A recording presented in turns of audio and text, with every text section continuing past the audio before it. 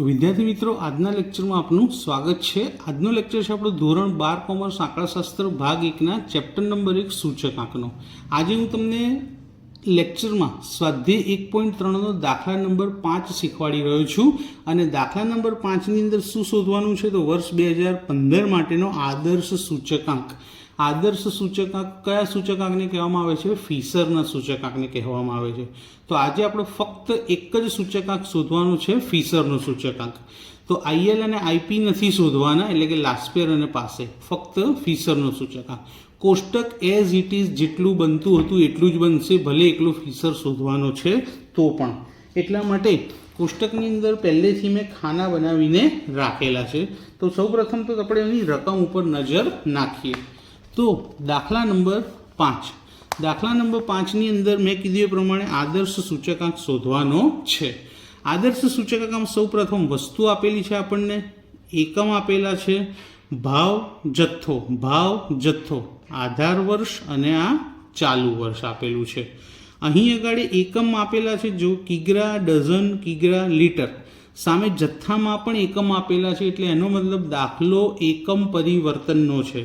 પ્રથમમાં જુઓ, કિગ્રા અને કિગ્રા, એટલે પહેલી વસ્તુમાં એકમ પરિવર્તન આવશે નહીં। બીજામાં 5 ડઝન, 3 ડઝન અને અહીંયા નંગ લખ્યા છે। હવે 48 નંગને આપણે ડઝનમાં ફેરવી શકીએ છીએ, તો 48 નંગ એટલે કેટલા ડઝન થાય? તો 12 નંગ એટલે 1 ડઝન હોય, તો 48 એટલે કેટલા ડઝન થાય? 4 ડઝન। તો 48ની જગ્યાએ આપણે શું લખી દઈશું? 4 ડઝન। ત્યારબાદ ત્રીજી વસ્તુ જે છે કિગ્રા, એમાં પણ જો અહીં ગ્રામ આપ્યા છે, અહીં કિગ્રા આપ્યા છે, પણ 5000 ગ્રામ એટલે શું થશે? 5 કિગ્રા। તો અહીં આપણે 5000 ગ્રામના બદલે શું લખીશું? 5 કિગ્રા। છેલ્લું વસ્તુ ડીમાં એકમ લીટરમાં છે, સામે જથ્થા પણ શેમાં આપે છે? લીટરમાં। તો હવે આપણે જથ્થો જે અહીંયા મેં લખ્યો એ પ્રમાણે લખવાનું, 10, 3, 5, 15, 15, 4, 4, 20। હવે ભાવની વાત કરીએ તો એકમની અંદર પહેલી વસ્તુમાં 20 કિગ્રા લખ્યા છે, તો બંનેનો જે ભાવ છે એને 20 વડે ભાગાકાર કરવો પડશે। બીજામાં 5 ડઝન લખ્યા છે, તો બંને ભાવને 5 વડે ભાગાકાર કરવો પડશે। અને વસ્તુ સીમાં કશું નથી લખ્યું, એટલે એનો ભાવ જેમ છે એમનો એમ લખવાનો। ત્યારે વસ્તુ ડીની અંદર એકમમાં શું લખેલું છે? 5 લીટર, માટે અહીં ભાવને 5 વડે ભાગાકાર કરવો પડશે। એકમની અંદર જો કોઈ અંક લખ્યો હોય તો એટલા અંક વડે ભાવનો ભાગાકાર કરવો પડે, કારણ કે આપણે હંમેશા એક જ એકમનો ભાવ લખીએ છીએ, ઘણા બધાનો નહીં। તો શરૂઆત કરીએ મિત્રો। સૌથી પહેલાં ભાવની વાત કરીએ તો તમે જોશો કે પહેલો ભાવ આપણો કેટલો છે? 120, અને એને કેટલા વડે ભાગાકાર કરવાનો છે? 20 વડે। અહીં 280, એને પણ કેટલા વડે ભાગાકાર કરવાનો છે? આપણને 20 વડે। તો 120 ને 20 વડે ભાગીશ તો કેટલા મળશે મને? 6। તો મારો આધાર વર્ષનો પહેલી વસ્તુનો ભાવ કેટલો આવશે? 6। એવી જ રીતે ચાલુ વર્ષમાં 280 ને હું 20 વડે ભાગાકાર કરું તો 280 ભાગ્યા 20 કરીશ તો પહેલી વસ્તુનો ભાવ કેટલો મળશે? મને 14 મળશે। તો P1 મળશે 14। તે જ પ્રમાણે અહીં કેટલા વડે ભાગાકાર કરવાની જરૂર પડશે? બીજી વસ્તુમાં 5 વડે, તો 120 ને 5 વડે અને 140 ને પણ 5 વડે। 120 ને 5 વડે ભાગાકાર કરું તો મળશે 24, અને 140 ને 5 વડે ભાગાકાર કરું તો મળશે 28। તો બીજા બે ભાવ મળ્યા આપણને 24 અને 28। ત્યારબાદ વસ્તુ સીમાં ભાગાકાર કરવાની જરૂર નથી, કારણ કે એકલું કિગ્રા લખ્યું છે, તો 4 અને 8 એમના એમ જ, 4 અને 8। વસ્તુ ડીમાં કેટલા વડે ભાગાકાર કરવો પડશે? 5 વડે, તો 52 ભાગ્યા 5 અને 58 ભાગ્યા 5। આના માટે કેલ્ક્યુલેટરની મદદ લેવી પડશે। 52 ભાગ્યા 5 કરીએ તો 10.4 મળશે, 10.4, અને 58 ભાગ્યા 5 કરીએ તો 11.6, 11.6। હવે મેં કીધું તો જથ્થો આપણે ફેરવી નાખેલો છે, તો પહેલો આધાર વર્ષનો જથ્થો શું છે? 10, 3, 5 અને 15। અહીં ગ્રામ હતું એનું કેજી કરી દીધું, તો 5000 ગ્રામ એટલે 5 કિગ્રા। તો 10, 3, 5, 15, 2014 એટલે કે આધાર વર્ષનો જથ્થો।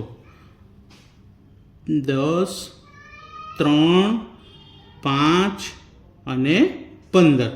એવી જ રીતે હવે ચાલુ વર્ષનો જથ્થો જોઈ લઈએ. તો ચાલુ વર્ષના જથ્થામાં 15 અહીંયા નંગ હતા એને ડઝનમાં ફેરવી લીધા, તો 15, 4, 4, 20.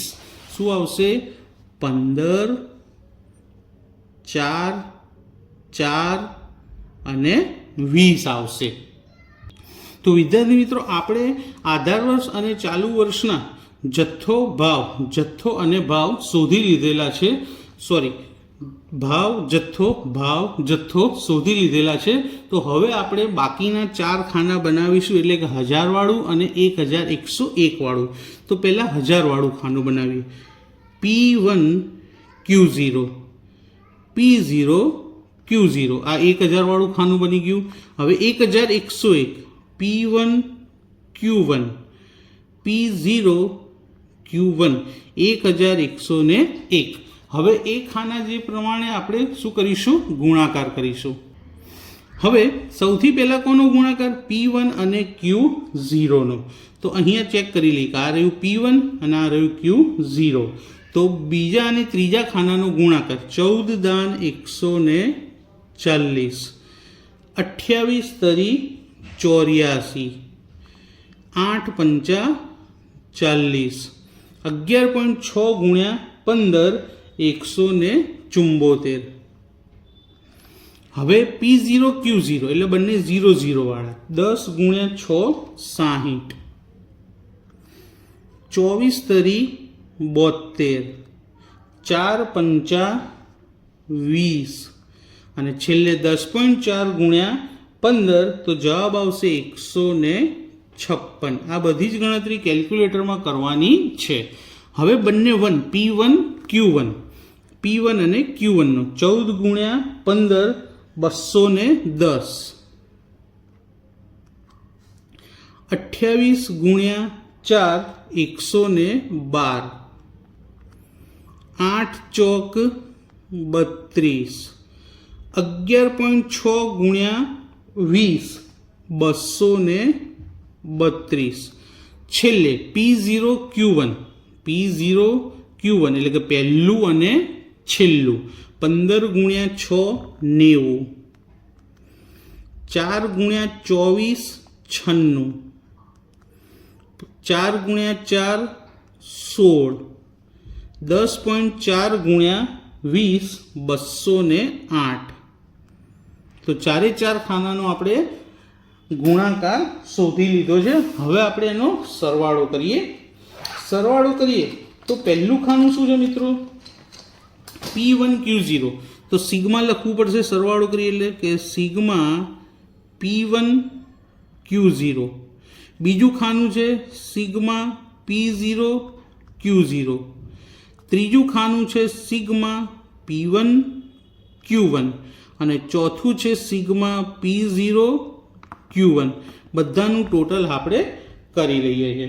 તો ટોટલ કરીએ તો પહેલું જે ખાનું છે 140, 84, 40 અને 174. એનું કુલ ટોટલ થશે 438. બીજું ખાનું 60, 72, 20 અને 156. એનું ટોટલ થશે 308. ત્યારબાદ ત્રીજું ખાનું 210, 112, 32, 232. એનું ટોટલ થશે 586.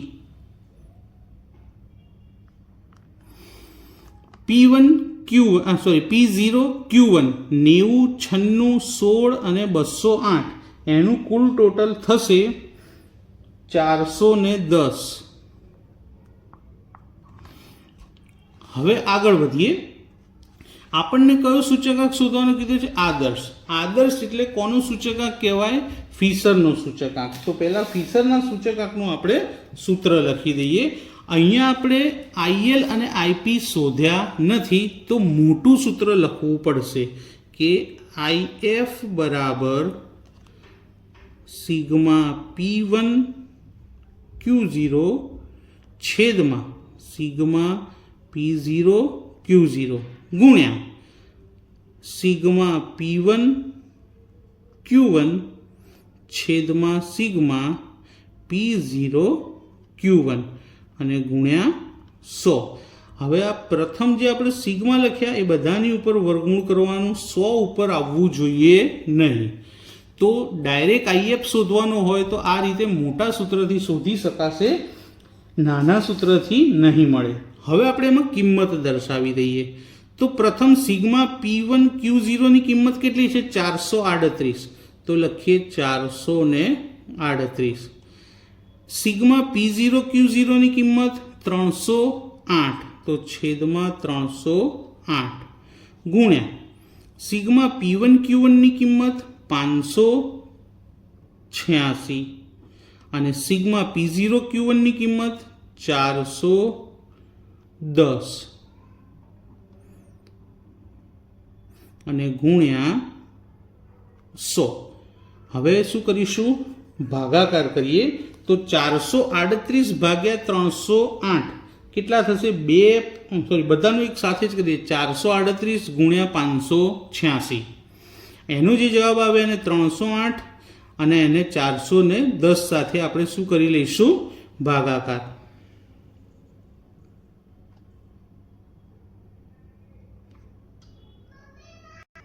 તો વિદ્યાર્થી મિત્રો 438 અને 586 એનો ગુણાકાર થશે 2,56,668. 2,56,668 છેદમાં 308 અને 410 નો ગુણાકાર થશે 1,26,280. 280 અને ગુણ્યા કેટલા? 100. તો હવે આપણે શું કરીશું? આ બંનેનો ભાગાકાર અને ડાયરેક્ટ જ ભાગાકાર કર્યા સાથે જ વર્ગમૂળનું બટન દબાવી અને ડાયરેક્ટ આન્સર લખી દઈશું. તો બંનેનો ભાગાકાર શું થશે? ચલો ભાગાકાર કરીએ, ખાલી વર્ગમૂળ પછી શોધીએ. ચલો ભાગાકાર પહેલાં કરી લઈએ. તો ભાગાકાર આવશે 2.0325 ગુણ્યા 100. હવે મેં કીધું તે પ્રમાણે કે વર્ગમૂળ હોય તો પોઈન્ટ પછી 4 આંકડા લખવાના, વર્ગમૂળની બહાર હોય તો 2 જ લખાય, પણ અંદર છે એટલે કેટલા આંકડા લખવા પડશે? 4 આંકડા લખીશું. તો હવે આ સંખ્યાનું વર્ગમૂળ કાઢીએ તો વર્ગમૂળ આવશે 1.4257 1.4257 ગુણ્યા 100. હવે તમે કહેશો સાહેબ વર્ગમૂળની બહાર કાઢી લીધું તોય 4 આંકડા કેમ લખ્યા? કારણ કે 100 વડે ગુણવાનું બાકી રાખ્યું એટલે. જો તમે વર્ગમૂળ શોધીને ડાયરેક્ટ 100 વડે ગુણી લેશો તો સીધા તમારે 2 જ અંક લખવાના આવશે, જેમ કે 142.57. આ આપણો આન્સર આવશે. અને જ્યારે પણ ડાયરેક્ટ તમને ફિશરનો સૂચકાંક શોધવાનું કીધું હોય તો આ રીતે જ શોધવાનો, 4 આંકડા લખીને જ. તો જલ્દીથી અને સરળતાથી જવાબ મળશે. 2 આંકડા લખી દીધા તો પોઈન્ટમાં મિસ્ટેક આવશે. હવે આપણે શોધી તો લીધો ફિશરનો સૂચકાંક, પણ આપણી પાસે 2 વર્ષ હતા, આધાર વર્ષ અને ચાલુ વર્ષ. તો બંને વર્ષની સરખામણી કરીએ તો ટકાવારી વધારો તો શોધવો જ પડશે અર્થઘટનનો. તો અર્થઘટનનો ટકાવારી વધારો તો પહેલાં આપણે લખી દઈએ અર્થઘટન. આપણું આધાર વર્ષ શું હતું? 2014. તો 2014ના સાપેક્ષમાં કયું વર્ષ હતું? ચાલુ વર્ષ 2015. વર્ષ 2015ના કુલ ખર્ચમાં થયેલ ટકાવારી વધારો